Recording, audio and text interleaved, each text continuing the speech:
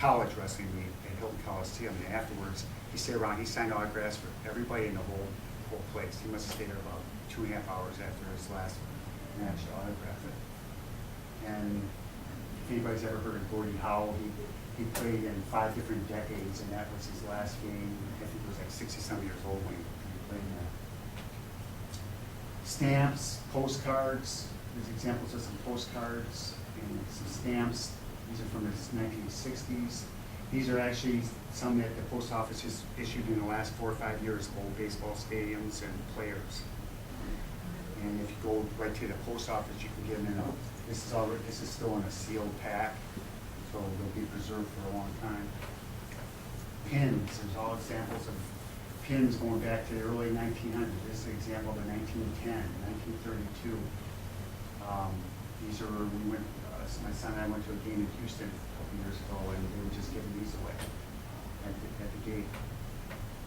Bobbleheads and beanies. Most people have heard of those. This is an autographed bobblehead of Bob Feller. An autograph of Whitey Ford, who I got at the Bob Feller Museum here in Van Meter. One thing I want to point out that as we go along here, if you notice, everything that I've either showed you or that you see on here is in some type of protection. And that's what's really important. These days, they make just about anything that you can think of to protect your magazines or whatever it is. They even make one for Beanie Babies. Mm-hmm. And here's a. You notice that these bobbleheads are in an enclosed case. Wheaties. I'm sure everybody's seen the Wheaties boxes with the athletes on. It goes back to the 1930s. Here's an example of a Hall of Famer, Lefty Grove. And then more modern examples. They offer an inexpensive form of collecting. They're like $3 or $4 at Hy-Vee. And then in some cases, you can, I've got Ozzie Smith autograph his, and Cael Sanderson autograph his.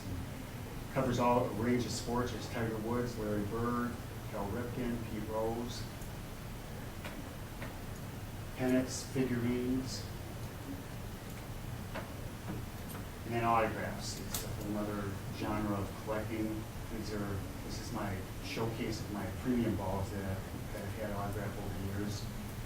Maybe you might recognize some of these names: Jordan Maggio, Mick Mantle, Ted Williams, Pete Rose. These are all these stuff. Everything on here, yeah, it's all part of my collection. And got all of these in person. Some of them I had to pay for. I wrote to Phil Rizzuto. I found his address on the internet, sent him a couple of just blank postcards, and asked him to send me a couple autographs, and he did. It didn't cost me anything but a stamp.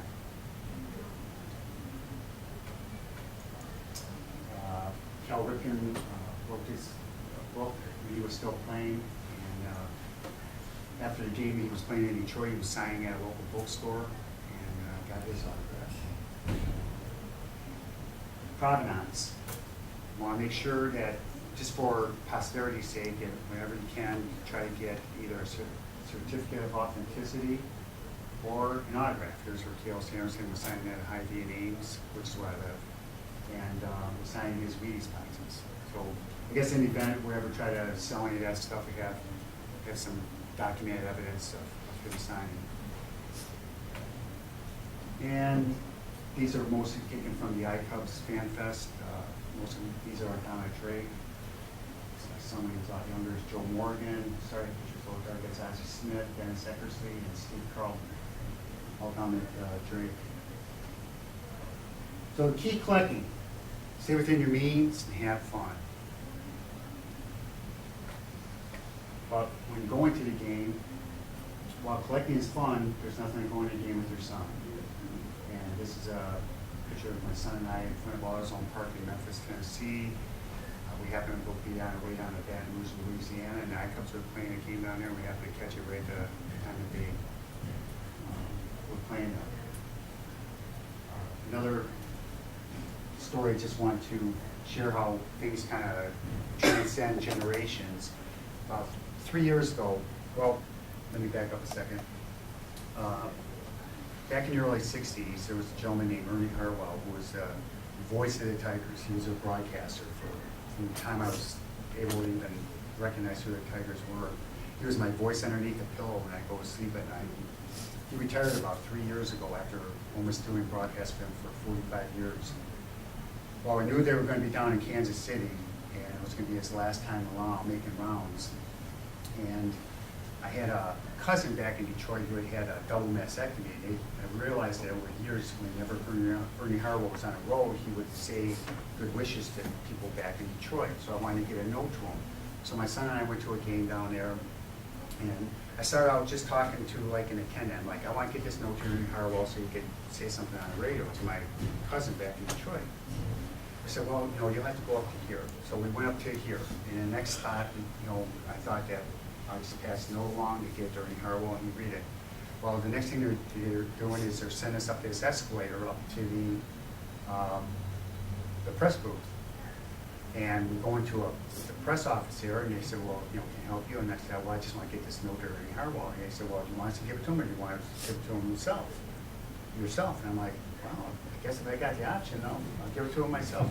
So we're sitting there waiting and everything. My son and I are looking at it. We don't know what's going on. We just made it through about 3 levels of security with no credentials or anything, and we're sitting there in the press box.